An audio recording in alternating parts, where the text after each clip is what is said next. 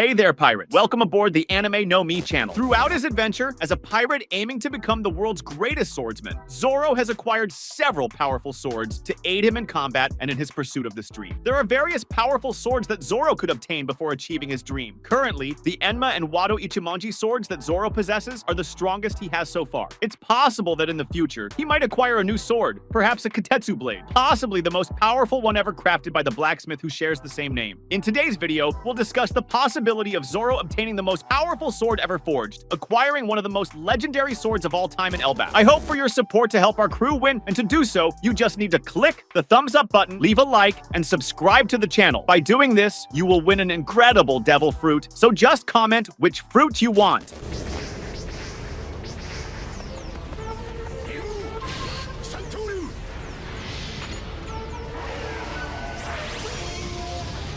Guys, the Kitetsu blacksmiths are incredibly skilled, having forged some of the most powerful swords in the world of One Piece, which are recognized globally. They even made an extremely powerful sword that is currently lost somewhere in the vast world. Each of their blades is labeled as cursed because of its natural ability to claim the lives of its wielders. Apparently, these swords possess a certain consciousness about who is worthy of wielding them, allowing only certain swordsmen to handle them without losing their lives. As shown when Zoro first encountered the Shodai Kitetsu sword, despite hearing about the curse it carries, Zoro intentionally threw it into the air and placed his arm in the path where the sword would fall. The Shodai Kitetsu sword struck Zoro's arm with the side that doesn't have a blade, neither cutting him nor causing any injury. This proved that Zoro is one of the few people worthy of wielding a Kitetsu without losing his life. Since Kitetsu swords have the ability to choose their wielders, it was said that no one had used a Kitetsu sword in recent times. Some people became paranoid that if someone sold a Kitetsu sword and the curse took the new wielder's life, the sword would return to the seller. However, a person's luck can surpass the blade's curse, a feat considered extremely rare. As demonstrated by Zoro, his luck overcame the blade's curse. The shopkeeper was so impressed that he gave Zoro his family heirloom for free. Each of the swords was crafted by different generations of blacksmiths. With each generation, the swords created were weaker than their predecessors. This means that the first Kitetsu created was the most powerful sword ever made. The first Kitetsu we know of, and the most powerful, is the Shodai Kitetsu,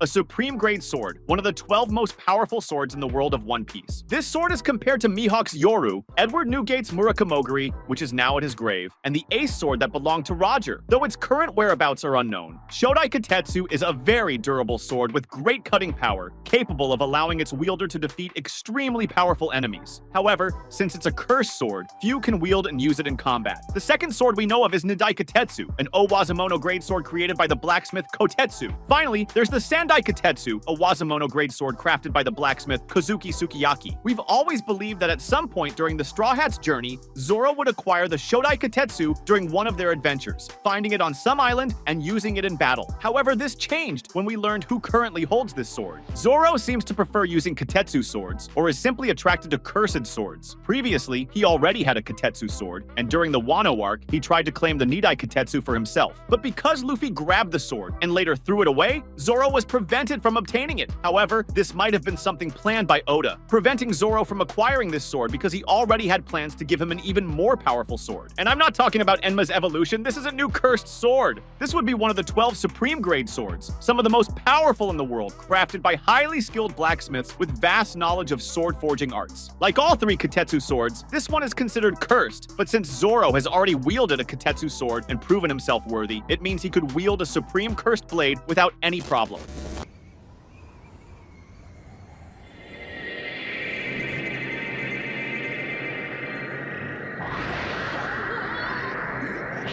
There's no danger for Zoro in wielding it, as he has an unshakable determination, which might be one of the reasons why the Kitetsu sword didn't cut his arm. As one of the supreme grade swords, it would be among the strongest and highest quality swords ever forged, being almost impossible to break and possessing an extremely lethal cutting ability, rivaling the Shodai Kitetsu of Ethan Baron Firstenus Juro. Possibly capable of cutting through anything, with the right wielder, this sword could become extremely powerful, making not only the sword, but also its wielder one of the most powerful characters in the world of One Piece. It's not exactly known where this sword is, as it has been a long time since it was last seen in anyone's hands. As mentioned before, supreme grade swords are rare, and among them, cursed ones are even rarer, as everyone fears using them. Having been missing from humanity for many years, there's a possibility that one of these swords could be in Elbaf, the island of giants. This location is incredibly dangerous and impossible to enter unless you have contact with one of the giants who live on the island. The giants of Elbaf are considered the most powerful army in the One Piece world, with highly trained and very strong warriors capable of destroying everything around them. Not even the Yonko dare to go against these mighty giant warriors. Many secrets and mysteries surround Elbaf, and the existence of a legendary sword could be one of those hidden secrets on the island. As we saw after the Wano arc, Elbaf is close to the country of Wano, an island that may have had many visits from Wano's swordsmen who traveled to Elbaf in search of something. During these visits, one of the legendary swords may have fallen into the possession of the giants of Elbaf, making the sword extremely rare to find, as Elbaf is not an easy island to enter. With Zoro's arrival in Elbaf, there's a possibility that he could find one of these swords somewhere on the island, perhaps in a completely hidden location or in the possession of a giant who keeps it guarded. It's inevitable that at some point in the story of One Piece, the Straw Hats will go to Elbaf. This island holds many pieces of information that they will need to uncover, especially because Saul is in Elbaf and still alive. This means that the Straw Hats, now that they're on this island, could learn the history of one of these blades, and Zoro could come to possess it. By obtaining the knowledge written in the books that the giants were able to collect from Ohara after the island was destroyed by the Marines' Buster Call many years ago, they could unlock new mysteries. These books contain very important information about the poneglyphs, possibly even revealing the name of the kingdom destroyed over 800 years ago,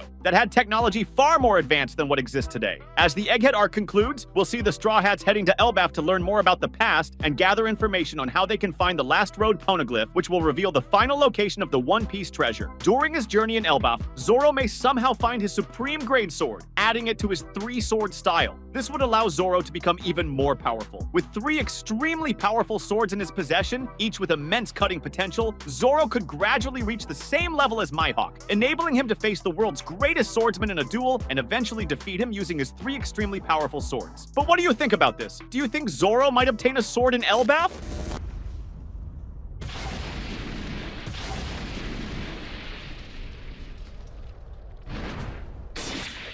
That was today's content. We hope you liked it and want to share your opinion on the subject. Don't forget to share the video, give it a thumbs up, and I'll see you in the next video. Take care and stay amazing.